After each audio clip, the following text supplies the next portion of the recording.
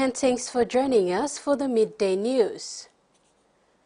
Currently in Midday, only 4 retailers are supplying fuel from Mobile Oil, Rooks Marine, Repairs, Endimart, and Sagalao and 4 Mile service stations.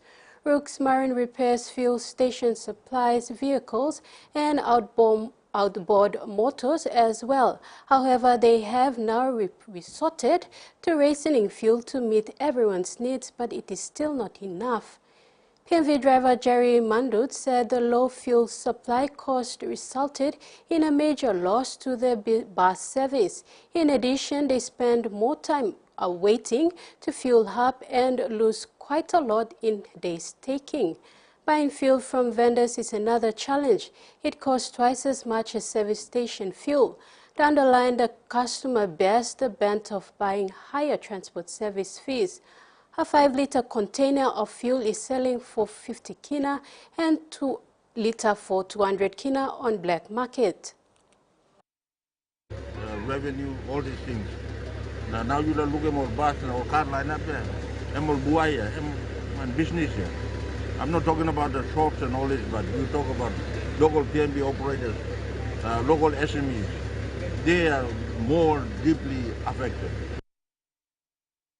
Australia's Global Health Ambassador, Dr. Lucas D. Toka, recently visited Papua New Guinea to explore the country's health landscape and engage with local communities, health workers, and political leaders in Morobe and the National Capital District. Dr. D. Toka discussed shared health challenges and the commitment to address them collaboratively, including meetings with PNG Health Minister Dr. Lino Tom. Concurrently, in Tapini, Central Province, the Sacred Heart Secondary School is set for a major upgrade, aiming to enhance education quality and accessibility, particularly for girls in the Goilala district. The project, supported by Australia's Incentive Fund grant, underscores the enduring partnership between the two nations in fostering healthier communities and brighter futures in PNG. A surrender ceremony was conducted recently after establishing the Community Policing Unit for Ward 10. The youth have now surrendered illegal weapons and gas battles used to make homebrew in an effort to turn a new life.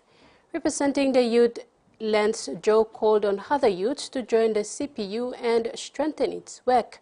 Roger Patron of Sisiak to surrender himself to police after being on the run since 2016 for a robbery.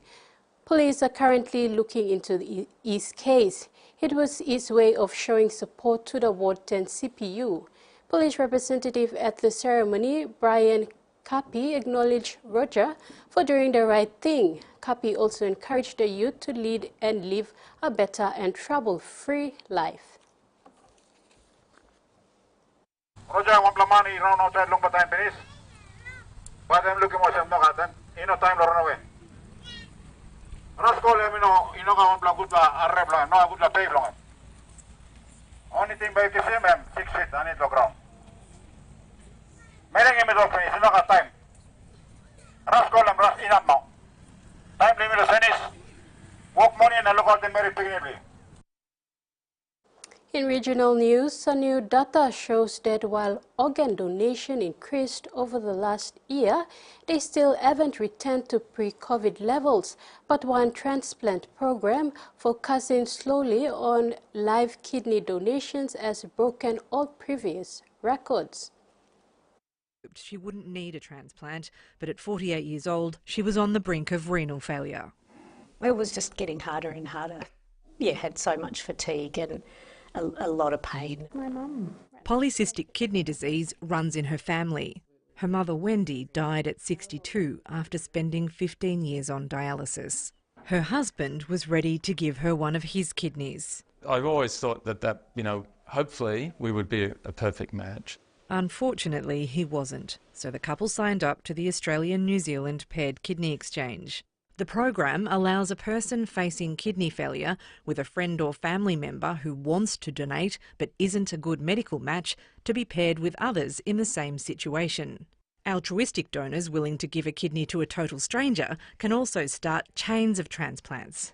The PED program has had its best year yet, facilitating 80 transplants across state and trans-Tasman borders, including a chain which is expected to reach 20 transplants this year, the longest in Australian history. There are 14,000 people on dialysis in units just like this one all around Australia, and many of them are waiting for a kidney. Most kidney transplants still come from deceased donors, but live donors are starting to play a much bigger role. There's major advantages to living donor transplants. Overall, living donor transplants tend to do a bit better in the long term. Nico and Belinda got the call, and Nico gave his kidney to a stranger so Belinda could receive one. It was just such a special moment seeing it get wheeled in. There's always risk, but yeah, just seeing that immediate recovery is just remarkable. It was pretty miraculous transformation. Yeah, I mean, there's no other word other than miraculous. Part of that glow is gratitude. Pacific trade ministers are demanding an end to unjust subsidies fueling illegal fishing amidst intense discussions on long-standing disputes over fisheries subsidies. They stressed a critical juncture at MC13 to solidify an agreement initiated during MC12 in Geneva 2 years ago, now known as Wave 2. The fisheries agreement sets its sight on mitigating the detrimental impact of subsidies, particularly those propping up distant water fishing nations. The Pacific delegation is calling for a standstill or reduction in subsidies to protect global fish stocks, crucial for the Pacific. As ministers converge in Abu Dhabi, the Pacific remains optimistic about achieving their goals and a commitment to preserving its unique identity tied to the ocean. A judge has ruled that maintaining COVID vaccines for some Queensland frontline workers was unlawful based on human rights grounds. Smiles as these police officers and paramedics celebrate a legal win. I think that speaks volumes for how my clients feel about the decision. That decision that the QAS and QPS's mandated vaccination policies breached part of the Human Rights Act. Because of this, a Supreme Court judge ruled the directive by the Police Commissioner during the pandemic was unlawful.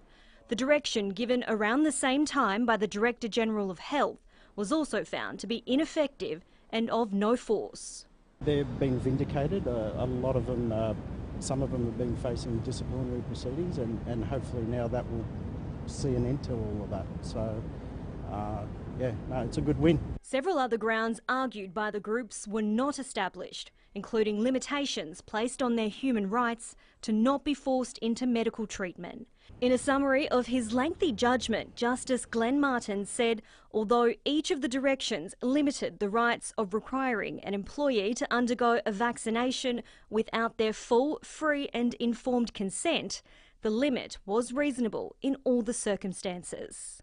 I just want to make it very clear we're considering the decision, but it was a decision about how directions were issued, not the fact that mandatory COVID vaccinations were contrary to human rights. This is the first legal test of many challenging their workplace mandates in Queensland, and many cases are still pending. But for now, the ones in this case will no longer face any disciplinary proceedings. Mandates for both organisations have since been lifted, but for some workers, the damage has already been done. I think there's a lot of rebuilding to be done, and hopefully whoever the new commissioner is will set upon that task with gusto. In a statement, a police spokesperson said the service acknowledged the court outcome and would carefully consider its options moving forward. In sports, private companies netball competition's second weekend of semi-finals matches, which was cancelled last weekend due to bad weather, will go ahead this weekend. The major semi-final match in the Premier Division between Banks of Pacific and the number 1 Super Limited, who beat Pride Furniture 21 points to 9, will be the match to watch, as both sides will give their all to secure the grand final bid. The BSP will take the court to average their last weekend loss to More Printing, who are on bye for the grand final. On the other hand, the NSL will meet BSB with so much confidence after securing a comprehensive victory against Pride Furniture. The match between BSB and NSL is expected to be a big showpiece of the private company's netball competition's second semi-final weekend. The winner of this match proceed to play defending champions Mo Printing in the grand final. The Port Moresby Soccer Hara Cup Pre-season challenge is back in full swing after a slow start to the opening week 1 of the competition. 33 men's team, including 7 women, took to the Bicini grounds over the weekend for 2 weeks of the pre-season games, bringing Port Moresby Soccer back to life after a lengthy off-season. The Hara Cup pre-season, which normally runs for 6 weeks, is used by the Port Moresby Soccer Association to prepare for the regular season. Port Moresby Soccer Association competition manager Joe Ame said after a slow start in week 1, majority of the clubs are making a strong comeback in week 2 of the pre-season challenge over the weekend with 4 weeks left before the finals. The turnout was good. We have a number of young players coming up from those respective divisions that took part. We started slow during the first week of it, but when we went into the middle of it, we gained the momentum of the competition. The competition manager said apart from the established clubs this year, they have 2 teams coming from outside of the city, namely Bismarck FC from Naloki in the Premier Division and Samika FC from 17 Mile in Division 1. We do have established clubs that are participating in the team. We have currently we have probably a couple of teams that are new clubs that came in. We have Rayowa FC, and then we have Rigo Eagles FC. Those are a couple of new teams that came into the pre-season competition for our cups. Yeah. Ame said although they had a slow start to the games last week, all the teams are back on deck for week 2 of the pre-season. Ame said this year they have 33 teams in the men's challenge and 7 in the women's division. We have, separate the individual clubs from Division 1, and then the Premier. We mixed up our big guns with our lower division, so we can, see lower division taking part against our big guns. So currently, small teams are giving our Premier teams a challenge against them. So, show them which, the competition where it stands. Ame said for the pre-season alone, they are opening up the competition, mixing players from the Premier and Division 1 competing on the same level, which is a good challenge for the up-and-coming players to compete with some of the elite players in the city competition. Terry Longwood, TV1 Sports. This ends the midday news. Thanks for watching. Goodbye.